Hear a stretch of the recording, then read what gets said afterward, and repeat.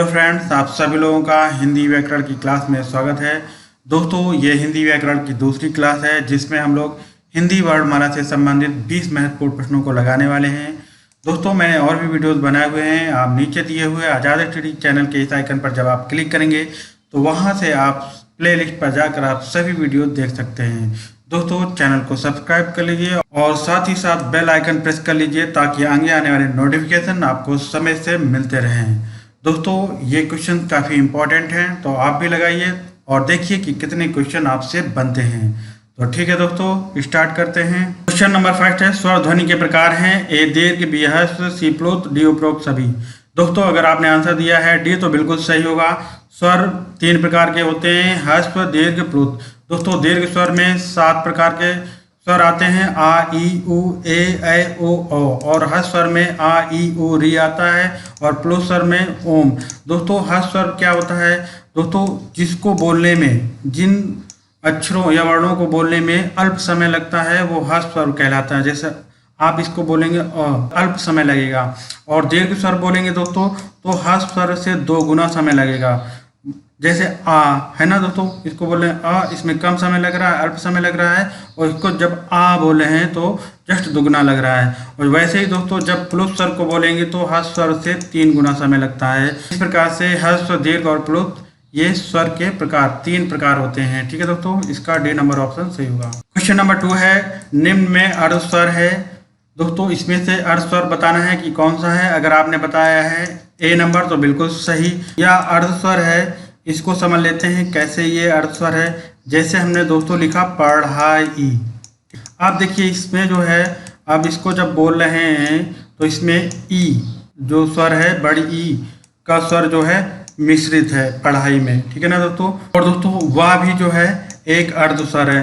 तो इन 2 वर्णों को याद रखिएगा, या और वाह 2 अर्ध स्वर हैं, और दोस्तों ये अंतःइष्ट व्यंजन के अंतर्गत आते हैं। ठीक है दोस्तों। क्वेश्चन नंबर 3 है, निम्न में से महाप्राण वर्ण है।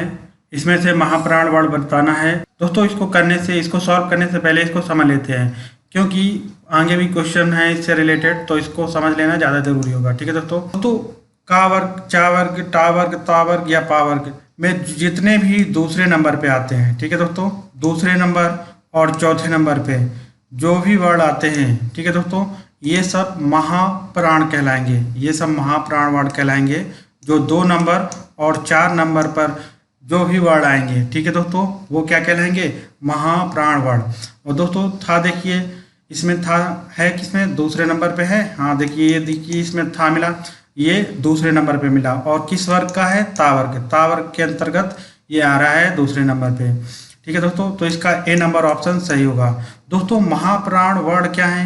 महाप्राण वर्ड वे वर्ड होते हैं जिन व्यंजनों के उच्चारण में अधिक हवा निकलती है। ठीक है दोस्तों, जब हम खा बोलेंगे, खा है ना दोस्तों, तो अधिक हवा निकलेगी। छा बोलेंगे तो अधिक हवा निकलेगी, छा है ना। तो ये सब दोस्तों महाप्राण वर्ड होंगे। ठीक है दोस्तों, अब ये महाप्राण वर्ड तो समझ लिया। अब यहाँ पे अल्प प्राण भी समझ लीजिए दोस्तों, क्योंकि यहाँ से भी क्वेश्चन पुट अप होते हैं। ठीक है दोस्तों, वर्ग का पहला, तीसरा और 5वां, ठीक है दोस्तों, वर्ग का वर्ग हो या चा वर्ग हो या टा वर्ग हो या ता वर्ग हो या पा वर्ग, इन सभी वर्गों का पहला, तीसरा और 5वां जो वर्ड होता है दोस्तों, अल्प प्राण कहलाता है। दोस्तों, अल्प प्राण वे वर्ड होते हैं जिन व्यंजनों के उच्चारण में कम हवा निकलती है। ठीक है दोस्तों, जैसे बोलते हैं का, तो इसमें का को बोलने में कम हवा निकलेगी का, जबकि खा बोलेंगे तो ज़्यादा हवा निकलेगी। ठीक है दोस्तों। क्वेश्चन नंबर 4 है, हिंदी की तालव्य ध्वनियाँ हैं। दोस्तों, इसमें तालव्य ध्वनियाँ बताना है, कौन सी ध्वनियाँ हैं। अगर आपने आंसर दिया है बी नंबर ऑप्शन तो बिल्कुल सही। दोस्तों, च, छ, ज, झा ये सब तालव्य ध्वनियाँ हैं। ठीक है दोस्तों। और जबकि पा, फ, ब, भ ये ओष्ठ ध्वनियाँ हैं। और ट, ठ, ड, ढ ये दोस्तों मूर्धन्य ध्वनियाँ हैं। और दोस्तों, त, थ, द, ध ये दोस्तों दंत ध्वनियाँ हैं। ठीक है दोस्तों। क्वेश्चन नंबर 5 है, कौन वर्ड घोष नहीं है, ये बताना है। दोस्तों, अंतःइष्ट व्यंजन, जितने भी अंतःइष्ट व्यंजन होते हैं, या, रा, ला, वा, ठीक है दोस्तों, या, रा, ला, वा। और दोस्तों, ऊष्म व्यंजन में से हा, जितने भी वर्ग हैं उनके तीसरे और चौथे और 5वें नंबर के जो वर्ड होते हैं वो घोष होते हैं। ठीक है दोस्तों, अब दोस्तों देखते हैं इसमें से कौन सा घोष नहीं है। ठीक है दोस्तों, ला देखिए, ला क्या है, अंतःस्थ व्यंजन है, अंतःस्थ व्यंजन है तो ये घोष है। ता दोस्तों देखिए, ये ता वर्ग का पहला ही वर्ण है तो दोस्तों ये घोष नहीं होगा। ठीक है दोस्तों, इसका बी नंबर ऑप्शन सही होगा। जबकि डा देख लीजिए दोस्तों, डा जो है वो टा वर्ग के अंतर्गत आता है और ये कौन सा वर्ड है, तीसरा वर्ड है, ट ठ ड, है ना। और रा दोस्तों अंतःस्थ व्यंजन है, यहाँ पे देख लीजिए। तो इस प्रकार से ये ता जो होगा वो घोष वर्ण नहीं होगा। ठीक है दोस्तों, क्वेश्चन नंबर 6 है वाह। दोस्तों वाह का उच्चारण स्थान बताना है। ए दंत, बी ओष्ठ, सी कंठोष्ठ, डी दंतोष्ठ। दोस्तों अगर आपने आंसर दिया है डी नंबर ऑप्शन तो बिल्कुल सही, वाह का उच्चारण जो है दंत और ओष्ठ है। ठीक है दोस्तों, क्वेश्चन नंबर 7 है निम्न में कौन सा ऊष्म व्यंजन है। दोस्तों इसमें से ऊष्म व्यंजन बताना है, कौन सा ऊष्म व्यंजन है। दोस्तों ऊष्म व्यंजन के अंतर्गत 4 जो है वर्ड आते हैं और 4 वर्ड जो है दोस्तों स, श, स, ह, ये 4 व्यंजन आते हैं। इसमें से देखिए हा जो है इसमें मिल रहा है। ठीक है दोस्तों, इसका सी नंबर ऑप्शन सही होगा। दोस्तों इनको याद रखिएगा क्योंकि यहाँ से क्वेश्चन पुट अप होते हैं। ठीक है दोस्तों, क्वेश्चन नंबर 8 है सा ध्वनि का उच्चारण स्थान है दंत ओष्ठ, तालव्य, दंतोष्ठ। दोस्तों सा ध्वनि का जो उच्चारण स्थान होगा वो तालव्य होगा। तालव्य के अंतर्गत 4 वर्ग आ जाता है दोस्तों, च, छ, ज, झ, इया, और इसमें 4 वर्ड और आ जाते हैं ई, या और सा। दोस्तों यहाँ पे सा दिया है, सा ध्वनि का जो उच्चारण स्थान होगा वो क्या होगा, तालव्य होगा। दोस्तों इसको याद रखिएगा, मैंने पहला वीडियो बनाया है उसमें मैंने आपको ये बताया हुआ है, तो वहाँ जाकर आप वीडियो देख लीजिए अगर आपने देखा नहीं है। ठीक है दोस्तों, तो इसका सी नंबर ऑप्शन सही होगा। क्वेश्चन नंबर 9 है निम्न ध्वनियों में कौन दंतोष्ठ है। ए मा, बी फा, सी वा, डी था। दोस्तों अगर आपने आंसर दिया है सी नंबर ऑप्शन तो बिल्कुल सही, वा का जो उच्चारण स्थान है वो दंत और ओष्ठ है। ठीक है दोस्तों, क्वेश्चन नंबर 10 है हिंदी की मूर्धन्य ध्वनियाँ होती हैं। दोस्तों हिंदी में मूर्धन्य ध्वनियाँ कौन सी हैं वो बताना है। एक टा वर्ग दिया हुआ है, एक चा वर्ग, एक पा वर्ग, एक था वर्ग। दोस्तों कौन सी मूर्धन्य ध्वनियाँ हैं बताइए। अगर आपने आंसर दिया है ए नंबर ऑप्शन तो बिल्कुल सही। दोस्तों टा, ठ, ड, ढ ये जो हैं मूर्धन्य ध्वनियाँ हैं। जबकि दोस्तों च, छ, ज ये दोस्तों तालव्य ध्वनियाँ हैं, च, छ, ज, झ। और पा, फा, ब, भा ये दोस्तों ओष्ठ्य ध्वनियाँ हैं। और ता, थ, द, ध ये दोस्तों दंत ध्वनियाँ हैं। ठीक है दोस्तों, क्वेश्चन नंबर 11 है हिंदी की बा ध्वनि है। दोस्तों बा ध्वनि जो है वो पा वर्ग के अंतर्गत आती है, पा, फा, बा, भा, मा। और पा जो वर्ग है दोस्तों वो ओष्ठ्य ध्वनि के अंतर्गत आता है।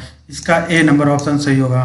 क्वेश्चन नंबर 12 है भाषा की सार्थक लघुत्तम इकाई है, उसके बारे में बताना है दोस्तों कि भाषा की जो लघुत्तम या सबसे छोटी इकाई क्या है।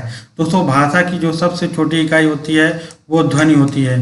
दोस्तों ध्वनि आ जाए या ध्वनिम आ जाए या ध्वनिम ग्राम आ जाए या स्वनिम आ जाए, ये दोस्तों भाषा की सब सार्थक लघुत्तम इकाई होती हैं। क्वेश्चन नंबर 13 है इनमें से कौन सा व्यंजन अल्पप्राण है। दोस्तों अल्पप्राण व्यंजन वे व्यंजन होते हैं जिनको बोलने में कम हवा निकलती है, वो अल्पप्राण कहलाते हैं। दोस्तों का से लेके पा वर्ग तक देख लेते हैं। देखिए का से का, च, ट, त, प ये दोस्तों अल्पप्राण हैं। फिर देखते हैं ग, ज, ड, द, ब। और फिर दोस्तों अंग, इया, ण, न, मा ये दोस्तों सब अल्पप्राण हैं। इनको बोलने में, इनका उच्चारण करने में कम हवा निकलती है। देखिए दोस्तों क है ना, ग, च, ज इसमें कम हवा निकल रही है, यानी पहले और तीसरे और पांचवें। का से लेकर पा वर्ग के पहले, तीसरे और पांचवें स्थान के वर्ण जो हैं वो अल्पप्राण कहलाते हैं या अल्पप्राण व्यंजन कहलाते हैं। ठीक है दोस्तों, तो अब इसमें देखते हैं क्वेश्चन था।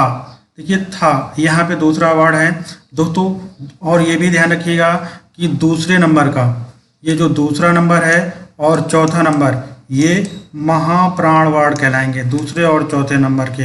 यानी का से लेके पा वर्ग के दूसरे स्थान के और चौथे स्थान के जो वर्ण हैं वो महाप्राण कहलाएंगे। अब देखिए यहाँ पे था आया तो ये क्या है दोस्तों, महाप्राण है। फा देखते हैं दोस्तों कहाँ है, ये देखिए यहाँ पे ये दूसरे स्थान पे है तो ये भी महाप्राण है। और चा को देखते हैं दोस्तों, इसमें चा देखिए कहाँ पे है, चा जो है पहले नंबर पे है। ठीक है दोस्तों, तो ये जो है अल्पप्राण होगा। ठीक है दोस्तों, इसका सी नंबर ऑप्शन सही होगा। जबकि खा देखिए दोस्तों, ये दूसरे नंबर पे है, ये महाप्राण होगा। ठीक है दोस्तों, क्वेश्चन नंबर 14, ओ या ओ किस प्रकार के वर्ण हैं? तालव्य हैं, दंतोष्ठ हैं, मूर्धन्य हैं कि कंठोष्ठ हैं? दोस्तों ओ या औ ये दोनों वो कंठोष्ठ हैं। क्वेश्चन नंबर 15 है, निम्न में से अल्पप्राण है। दोस्तों मैंने पिछले ही क्वेश्चन में आपको समझाया था कि अल्पप्राण क्या होते हैं। अल्पप्राण वे वर्ड होते हैं जिनका उच्चारण करने पर कम हवा निकलती है। और दोस्तों जो पहले, तीसरे और पांचवें का से लेके पा वर्ग तक पहले, तीसरे और पांचवें नंबर के जो वर्ड होते हैं वो अल्पप्राण कहलाते हैं। तो दोस्तों पहला देखिए का आ गया है ना, और फिर हमें तीसरा देखना है। का के बाद खा आता है तो वो नहीं है, गा है। दोस्तों ये पहला और तीसरा वर्ड है, इसलिए ये अल्पप्राण होगा। जबकि ये जो है दोस्तों अल्पप्राण नहीं है। ठीक है दोस्तों, क्वेश्चन नंबर 16 है, हिंदी के जिन वर्णों का उच्चारण करते समय केवल श्वास का प्रयोग किया जाता है उन वर्णों को क्या कहते हैं? दोस्तों हिंदी के जिन वर्णों का उच्चारण करते समय सिर्फ श्वास का, केवल श्वास का प्रयोग किया जाए उन वर्णों को अघोष कहा जाता है।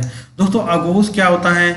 ये का से पा वर्ग के, का से लेके पा वर्ग तक जितने भी वर्ण हैं उनमें से पहला और दूसरा, ठीक है दोस्तों, पहले और दूसरे नंबर के जो वर्ड होंगे, ठीक है दोस्तों, का वर्ग के पहले दूसरे नंबर के वर्ड, चा वर्ग के पहले दूसरे नंबर के वर्ड, इसी प्रकार से ये सब दोस्तों जो पहले और दूसरे नंबर के वर्ड होंगे वो अघोष कहलाएंगे। और दोस्तों उस्मी व्यंजन, उस्मी व्यंजन में बस आपको ये याद रखना है कि सा, स और ये सा, ठीक है दोस्तों, ये जो है अघोष के अंतर्गत आ जाते हैं। क्वेश्चन नंबर 17 है, निम्न में सघोष वर्ण हैं। दोस्तों सघोष वर्ण में आ जाते हैं अंतरिक्ष, या, रा, ला, वा, ठीक है दोस्तों, और इसमें एक आ जाता है ऊष्म व्यंजन हा। और दोस्तों का से लेके पा वर्ग तक, का से लेके पा वर्ग तक, ठीक है दोस्तों, जितने भी का से पा वर्ग तक आते हैं उनके तीसरे नंबर के और चौथे नंबर के और पांचवें नंबर के वर्ड जो हैं दोस्तों वो सब संघोष या घोष कहलाते हैं। ठीक है दोस्तों, अब हमें इसमें देखना है का जो है दोस्तों, का पहला वर्ड है तो ये संघोष वर्ण नहीं होगा। खा ये दूसरा वर्ड है, ये भी संघोष वर्ण नहीं होगा।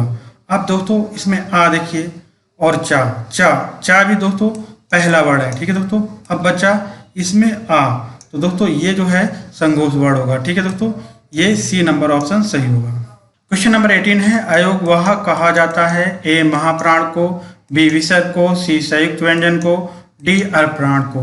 दोस्तों अयोगवाह विसर्ग को कहा जाता है। ठीक है दोस्तों, इसका बी नंबर ऑप्शन सही होगा। दोस्तों अयोगवाह वे वर्ड होते हैं जो ना तो पूरी तरह स्वर होते हैं और ना ही पूरी तरह व्यंजन होते हैं। ठीक है दोस्तों, वह अयोगवाह कहलाते हैं। विसर्ग में दोस्तों जैसे एक वर्ड आता है आहा, ठीक है दोस्तों, ये विसर्ग लगा है, आ में विसर्ग लगा है। और ऐसे ही दोस्तों एक वर्ड है अंग, ठीक है दोस्तों, ये जो है अनुस्वार है। ठीक है दोस्तों, और ये जो है विसर्ग है।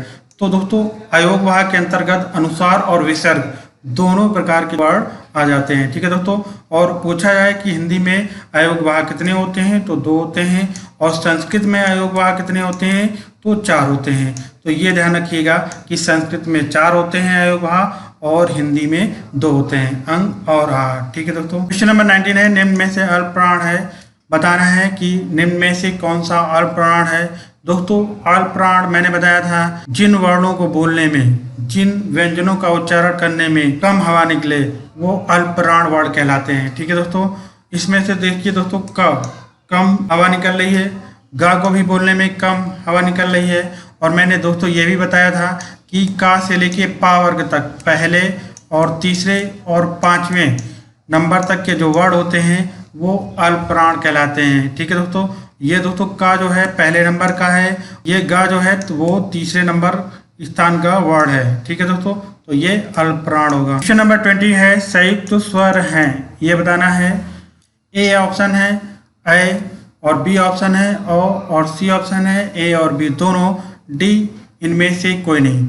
दोस्तों अगर आपने आंसर दिया है ए और बी दोनों तो बिल्कुल सही, ये सी नंबर ऑप्शन सही होगा। दोस्तों ये ए जो है वो एक संयुक्त स्वर है, कैसे है उसको देख लेते हैं। दोस्तों जब आ के साथ ए मिलता है तो बन जाता है ऐ। ठीक है दोस्तों, क्या बन जाता है? ऐ। ठीक है दोस्तों, इसलिए ये संयुक्त स्वर है। ऐसे ही और देख लीजिए दोस्तों कि जब आ के साथ ओ मिलता है, ठीक है दोस्तों, आ के साथ क्या मिलता है? ओ मिलता है, तो क्या बन जाता है? औ। ठीक है दोस्तों, क्या बन जाता है? औ। तो इसलिए दोस्तों ये जो ऐ और औ जो हैं वो संयुक्त स्वर हैं। ठीक है दोस्तों इस प्रकार से हम लोगों ने 20 महत्वपूर्ण प्रश्नों को लगाया। दोस्तों वीडियो कैसा लगा इसके बारे में कमेंट जरूर लिखकर बताएं। मिलते हैं नेक्स्ट वीडियो में। जय हिंद, जय भारत।